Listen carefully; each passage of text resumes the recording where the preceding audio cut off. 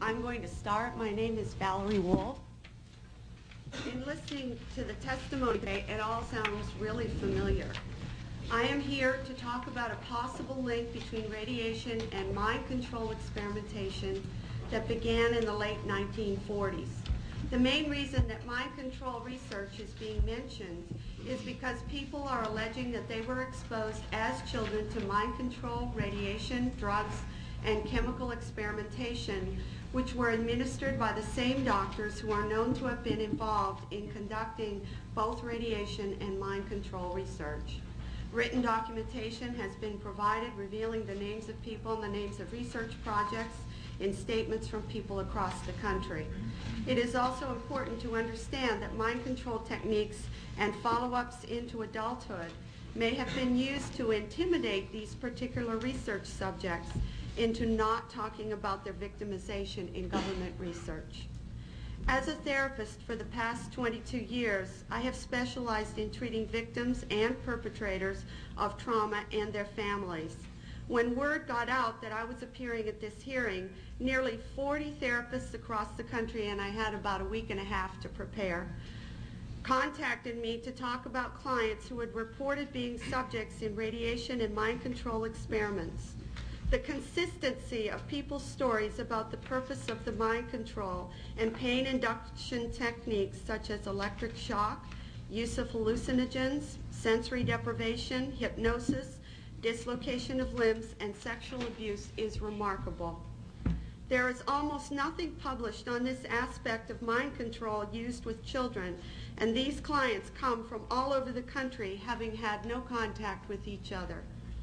What was startling was that therapists reported many of these clients were also physically ill with autoimmune problems, thyroid problems, multiple sclerosis, and other muscle and connective tissue diseases, as well as mysterious ailments for which a diagnosis cannot be found. While somatization disorder is commonly found in these clients, many of the clients who've been involved in the human experimentation with the government have multiple medically documented physical ailments. And I was really shocked today to hear one of the speakers talk about the cysts and the teeth breaking off, because I have a client that that's happening to. Many people are afraid to tell their doctors their histories as mind control subjects for fear of being considered to be crazy. These clients have named some of the same people, particularly a Dr. Green, who was associated with clients' reports of childhood induction of pain, mind control techniques, and childhood sexual abuse.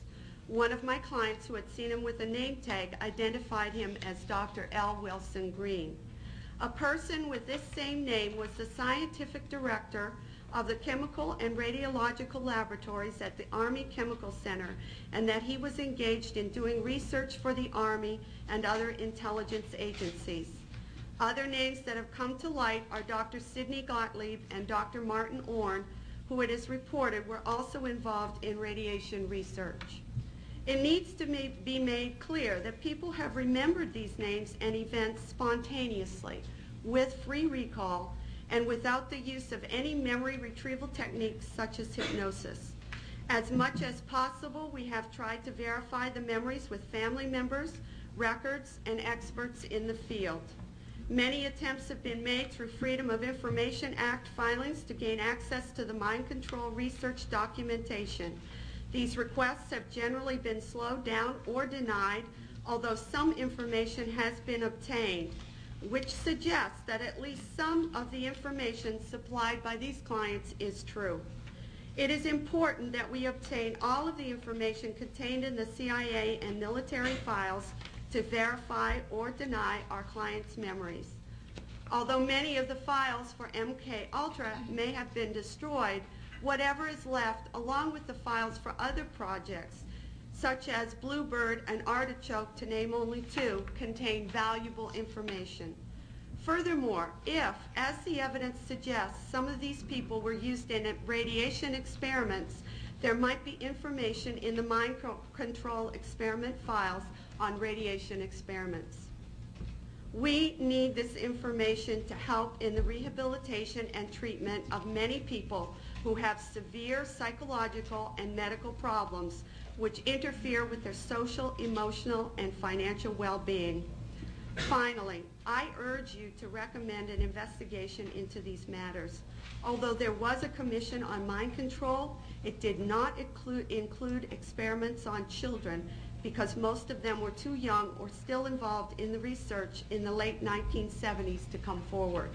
The only way to end the harassment and suffering of these people is to make public what has happened to them in the mind control experiments. Please recommend that there be an investigation and that the files be opened on the mind control experiments as they related to children. Thank you. And Good afternoon.